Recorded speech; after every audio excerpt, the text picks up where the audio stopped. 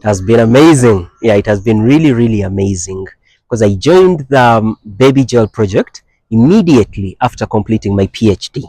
So it was such a good opportunity to practice what I had been studying in my PhD in real life.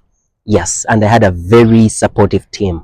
I was not only practicing it as a person tucked up somewhere, but with a very collaborative team, with partners from the University of Liverpool, from Liverpool School of Tropical Medicine, from University of Bergen, etc. Having this multicultural team, diverse skills, a lot of support was a dream come true for any recent PhD graduate. For me as an individual, the highlight was the growth and the capacity building. Yes, because I was given the opportunity of working with very skilled people who are available for the support. Yes. So from my individual point of view, I had a lot of career growth.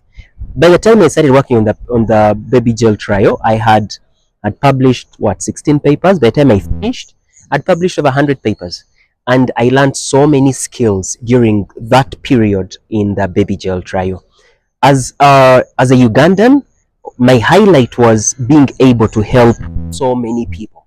Yeah, over 6,000 mothers and their children were supported during this project, going out to the community and being able to create change even in the midst of COVID-19. Yes, and as also an academic, the opportunity to mentor. I was given an opportunity to supervise PhD students.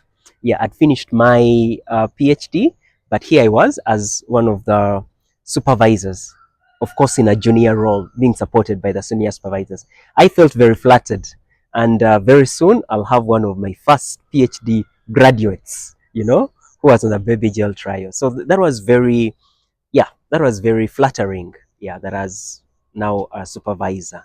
Yes. So overall, it was an opportunity for me to climb from being a recent graduate into an independent researcher. We have a lot of maternal and child deaths in our setting, and many of those deaths are preventable. Yeah. The primary question of the BabyGel was a hygiene-related question: that would the provision of alcohol-based hand rub reduce the incidence of infection? That was the primary question. But as part of this trial, there was a lot of support. We would give them a bathing kit, we would give them chlorhexidine for umbilical cord care, but even the day-to-day support. When they came to the health facility, there was a doctor.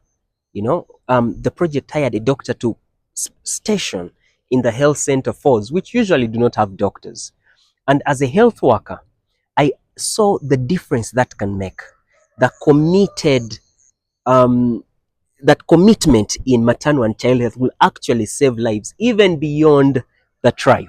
Yes. So you'd see the confidence they would come with to the hospital, knowing that they know somebody who's going to help them, who has been positioned there. So my aha moment was that actually a change research should not only focus on the science, but should also focus on the change in health.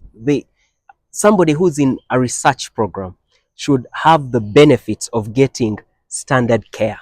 Yeah. So I actually saw that being changed, because it's not uncommon to have a mother who's going for an operation, have the operation delayed because they do not have supplies. But this project was taking care of all those supplies. Yeah. So I watched in real time the impact of such small changes onto the general well-being. Yes. And the entire system was very happy. The people who were heading the health facilities were very excited. Yeah, the local leaders were actually very flattered, because it was something that really uplifted the society. Yeah. And the other thing that was very, very beneficial, well, in terms of lives changed, it provided a lot of employment to people in the communities, because we were supporting the community health workers. These are usually ladies who are in the villages, and we're giving them a small stipend for referring mothers to the society. I mean, to the trial. We're also supporting the health inspectors, and you'd watch them during the meetings, yeah, and we're saying, this has really changed. our lives. This happened in COVID-19, you know. I mean, the situation was really difficult. So the trial not only delivered science, but it also led to a change in livelihood of so many people in the villages. Yeah. So that was really exciting to me. Yeah. So the wide benefits of baby gel trial is that it impacted so many categories of people. It impacted the mothers and their children by providing quality care to them beyond the science of the trial, but they got better care during birth and during the early life of their children. It also impacted the workers, yeah, the junior graduates. We employed so many fresh graduates to work on this trial. Now, when you look at them 4 years, 5 years later, their lives have changed. We have a medical officer, a doctor that we employed, who's currently doing their PhD. Yeah, we have one of the staff we employed who's currently taking up a senior role in another university.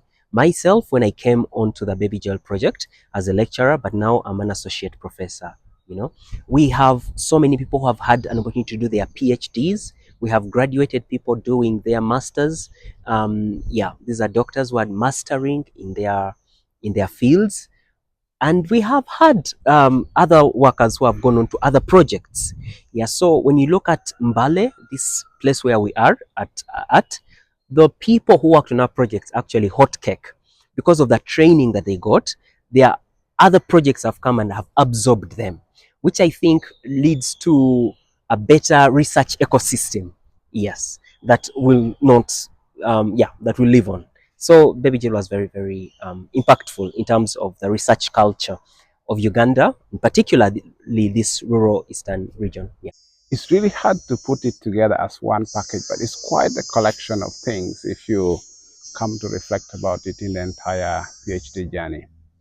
One of the things is that we had trainings in Norway at the University of Bergen, and we were trained, you know, in different angles. I personally, I really learned a lot, especially in the design of studies, especially the methods, and also skills in communicating research findings.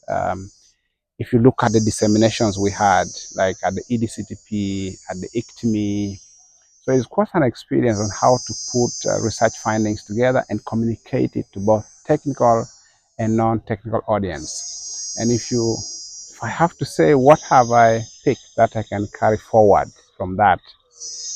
I think I am quite interested in building in the capabilities of communicating public health results in a simple and easy to understand way, but also improve works on evaluating public health interventions at population level to impact on policy formulation and also budgeting for the health sector.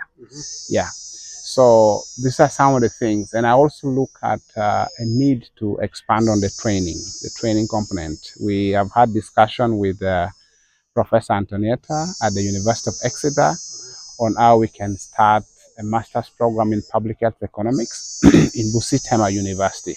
So these are some of the things that I think we can carry forward from the PhD training. So my names are Francis Okello, and have been one of the PhD students in the BabyGel trial.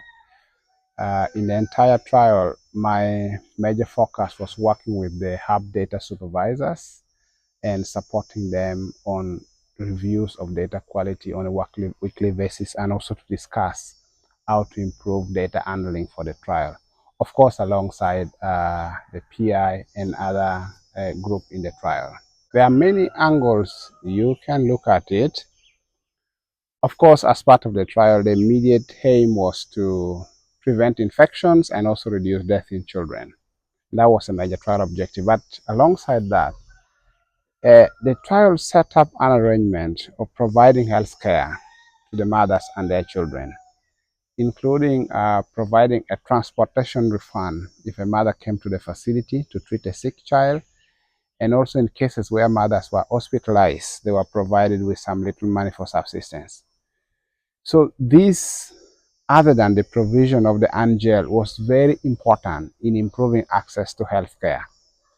to the extent that the community liked the trial, and some children were named after the trial. Yeah, some children were named BabyGel, you know. I would like, and especially now with the more trainings I've got in public health economics, my major focus is to contribute into the health economics angles of trials.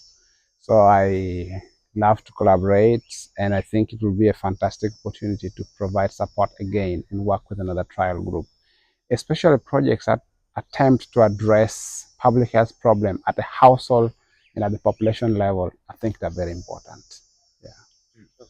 One of the things is that there is already another trial which is running in collaboration with Norway.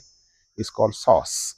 And a number of the staff who are in the BabyGel have already joined that trial. I think that's a very good demonstration of a continuation of collaboration. But for me, as a person and from my own angle, is that in the PhD training, we have had discussions with Professor Antonietta, who is a professor of public health at the University of Exeter.